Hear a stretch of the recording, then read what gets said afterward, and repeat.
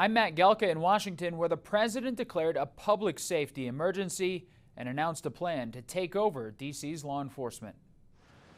This is Liberation Day in D.C. The president announced a federal takeover of Washington, D.C.'s police department, along with the deployment of National Guard troops in the nation's capital. It's an effort to fight what he believes is out-of-control crime. And we're getting rid of the slums, too. We have slums here. We're getting rid of them. I know it's not politically correct.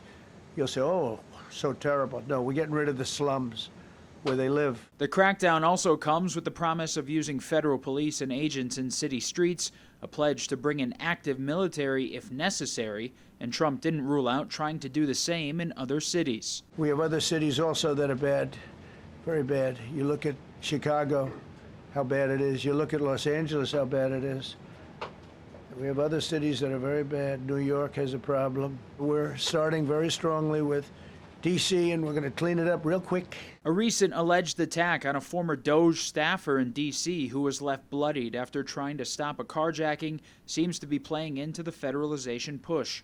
The city also had to implement curfews for minors after large groups of teenagers had been vandalizing different areas. The administration says they'll try to do away with no-cash bail nationwide while trying to enforce harsher punishments for young people starting in D.C. They know that we can't touch them. Why? Because the laws are weak. We need to go after the D.C. Council and their absurd laws. D.C. police data shows violent crime is trending down, although the White House disputes those numbers. I believe that the president's view of D.C. is shaped by his COVID-era experience during his first term. We experienced a crime spike post-COVID. We have been able to reverse that 2023 crime spike. The president has the authority to take over the D.C. Police Department under the Home Rule Act for 48 hours or up to 30 days. Anything longer would need approval from Congress. Reporting in Washington, I'm Matt Gelka. Trump's new orders now boost enforcement even more. 7 News' Josh Chapin picks up our team coverage. And Josh, the mayor just held her own press conference within the last hour. At 4, you mentioned how she talked about the president's first term during the pandemic, how she believes that may have shaped his view of crime in the district. Break down what else she's saying now in response to this federal takeover. Well, Megan, the federal takeover today described by Mayor Bowser and MPD Chief Pamela Smith as more of a partnership.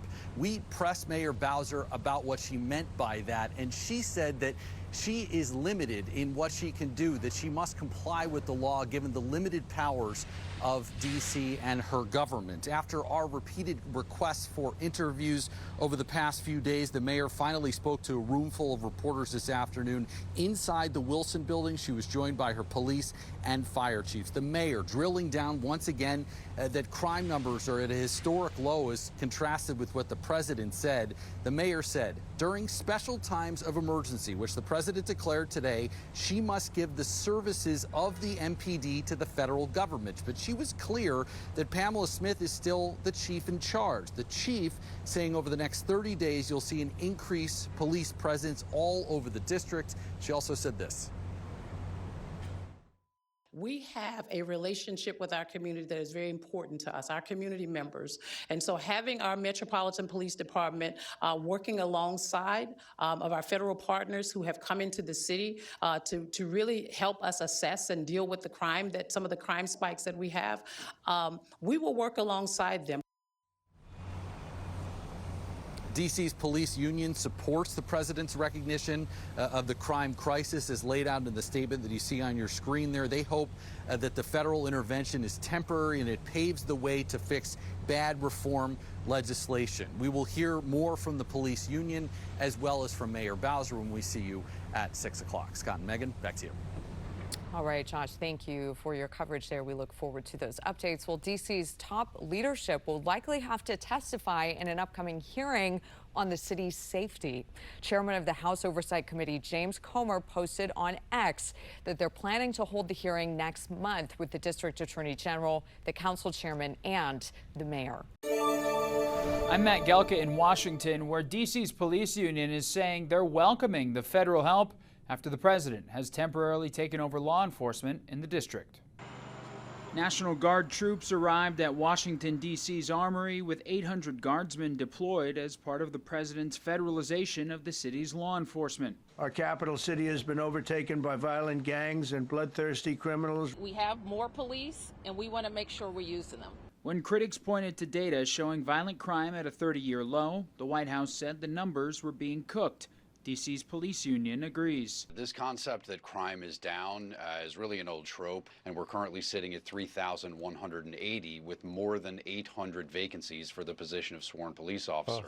And that's the main reason why we can't keep these streets safe. Congress could play a role not just in D.C., but nationwide, where Republicans believe blue cities are soft on crime. President Trump will not be deterred by soft on crime Democrats and media activists who refuse to acknowledge this rampant violence on our streets. New York Republican Elise Stefanik is reportedly working on a bill ending no-cash bail policies nationwide, a practice where a criminal defendant doesn't need to post bail while awaiting trial for lesser offenses. Florida Republican Byron Donalds has a bill that would make changes to D.C.'s youth offender system and sentencing. Some on D.C.'s City Council agree change is necessary. And I also do agree that there were some laws that went too far several years ago. I'm proud of the progress that we've made leading to this 30-year low of violent crime, but I am also the first to say we have to do more. Democrats have slammed the president's use of military on American soil as authoritarian and an abuse of his power. And that step is a huge step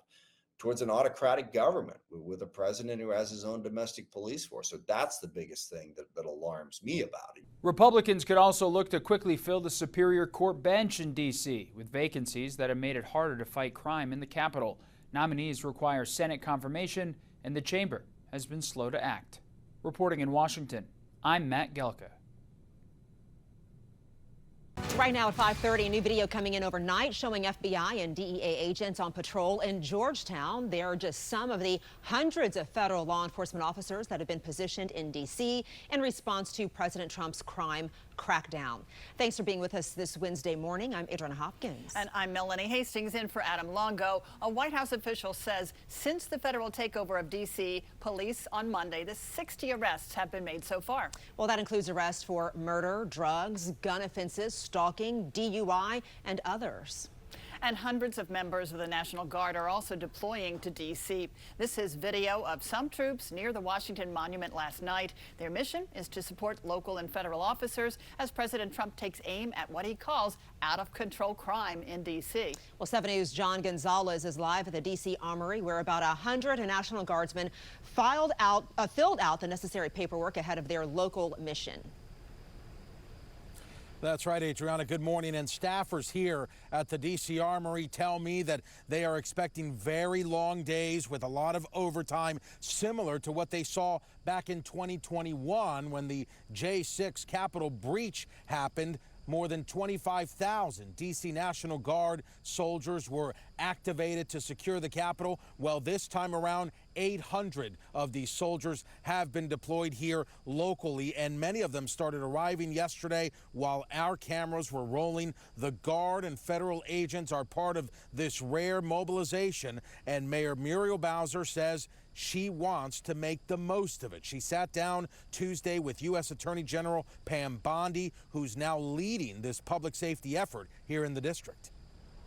There are opportunities for us to build upon our community engagement with our federal partners who work with us every day, and this is the time for us to do that. What I'm focused on is the federal surge and how to make the most of the additional officer support that we have. Now, Pam Bondi did not go on camera yesterday, but did say in a statement that she found the meeting to be productive and pledging close collaboration with D.C. officials. However, there's already plenty of opposition. The group Move On says more than 29,000 people, residents here in the district, have already signed a petition calling on Congress to stop what they call a militarized takeover here in the nation's capital. Reporting live, John Gonzalez, 7 News.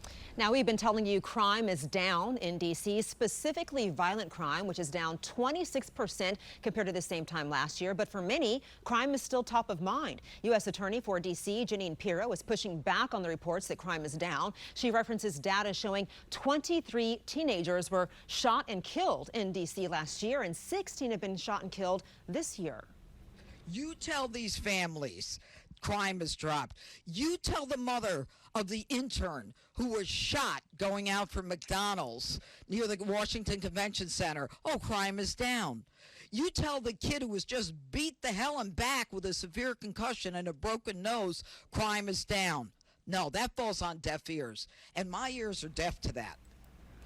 Well, Pirro argues D.C. still has a high violent crime rate, even if it's declined from record highs. She blames so-called soft-on-crime policies like no cash bail, youth rehabilitation and probation programs, record sealing, and family court programs. Advocates for juvenile intervention argue there needs to be more of a focus on why kids commit crimes than on their punishment.